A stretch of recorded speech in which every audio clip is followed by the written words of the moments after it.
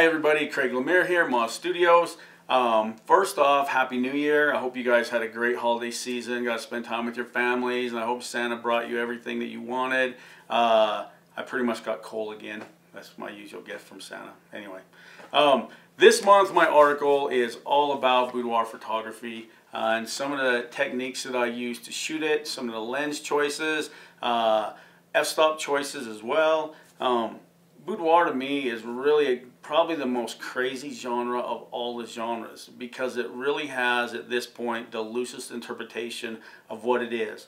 I'm sure out there if you try to find it there's some purist definition of what boudoir photography is, but in 2016 pretty much it's whatever you want it to be, it seems like. So instead of getting into trying to define it, I'm going to talk about what I do to shoot it.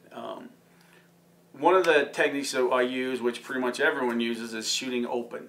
You know, when you're shooting open, it basically means whatever lens you're using, your highest aperture.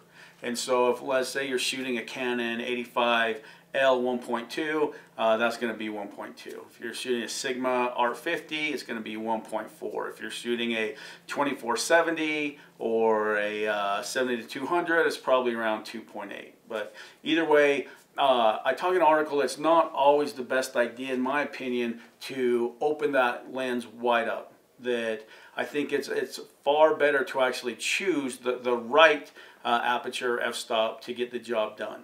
If you're shooting in tight quarters, especially say with like a 50 or in that 24 millimeter range, and you're filling the frame with your client and you're down at like 1.2, 1.4, it's very easy to get off focus. And more than likely, because you're that close, you know, you're going to have one eyeball that looks really good, and just, you know, an inch away the other eyeball is totally blurry. And so I talk about the times that you should open it up and the times that maybe you should close it down a little bit more.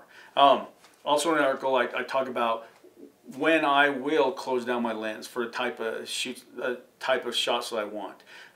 When I'm doing a little edgier shoot with harder light, I'm always going to try to shoot around the 9 to 11 area because I just want that harder edge on it. I don't want those images to be nice and soft and dreamy. I want to be more hard fashiony. So I talk about that in the article. Another thing I talk about is lens choice. You know, every lens is going to react a little bit differently. Your 70 to 200 is going to fill a frame with little to no distortion. Whereas if you're shooting at 2470 down around 24 mil and you're filling that same frame, you're a lot closer to your subject than you're going to be than if you're shooting that 70 to 200, and therefore you're going to get a lot of distortion. In fact, if you've ever done it, the closest thing to the lens is going to be super huge. So that's one of the considerations. The other is tilt.